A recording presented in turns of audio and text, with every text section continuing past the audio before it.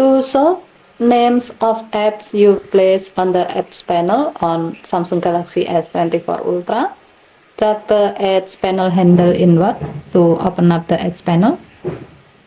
Swipe the panel to the left or right to find the Apps panel. On the Apps panel, tap the pencil icon to edit this panel. Tap More icon or three vertical dot icon at the top right. And then tap the gray on off switch next to show app names until the switch turns blue to turn it on. Tap the back key twice.